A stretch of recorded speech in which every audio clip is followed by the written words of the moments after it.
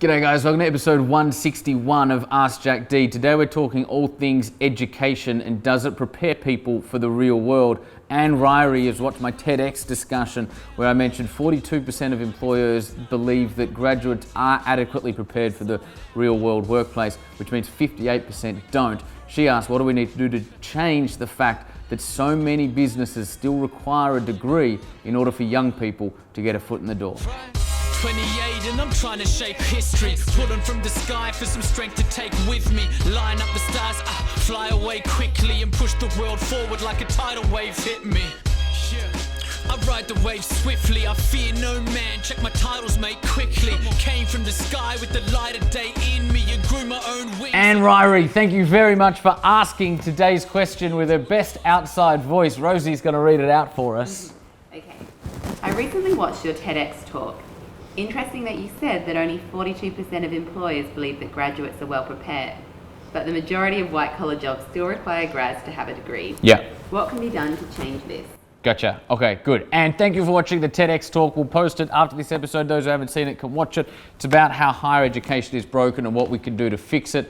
Anne's question is around this statistic I mentioned, around 42% of employers do believe that university graduates are adequately prepared for the workplace, which means 58% aren't, according to employers. But a lot of corporations and traditional institutions, they still do require white-collar jobs to have degrees, right? And so the question is, how do we change it?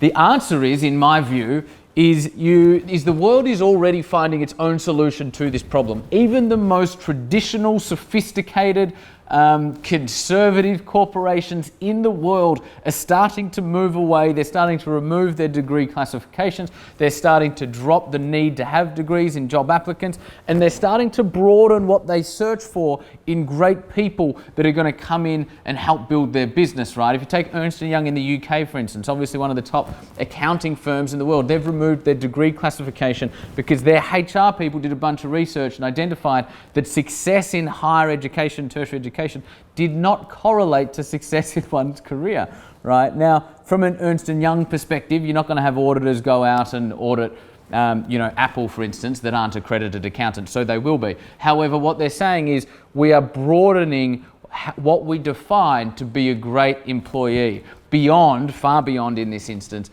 what they were able to achieve by way of grades during their time during university.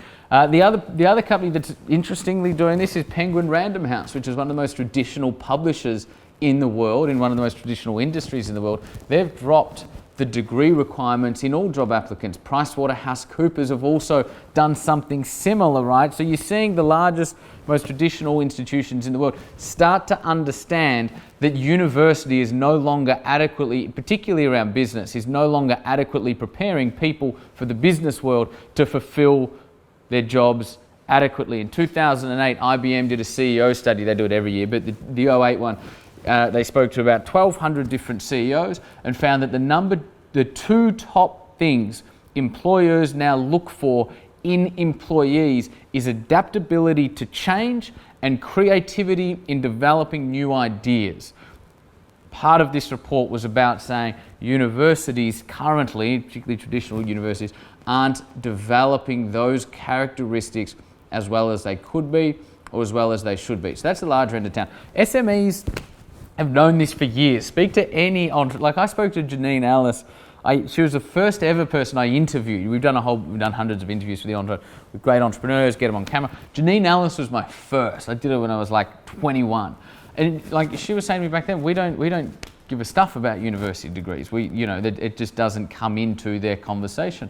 When Warren Buffett had to bring a new CEO in very fast, he went and did a speech, I think it was at Stanford shortly after, and he said, I've got good news and I've got bad news. The good news is I didn't ask him what his grades were, talking to a bunch of university students. He said the bad news is I didn't even ask him if he'd been to university, right? So typically speaking, entrepreneurial type people or SMEs have understood this for as long as I've been around. I've been in business for 11 years now. I've never known an SME to place high value or high importance on a university degree or a qualification. So I don't think that's ever been an issue. However, in corporations, that is now starting to change. And hopefully education can respond. I think we have a responsibility. Education is so incredibly important. We have a great education system in Australia because an education system that teaches a kid how to read and write or a doctor how to perform heart surgery, or an accountant how to perform a financial analysis or an audit, is a good one, right?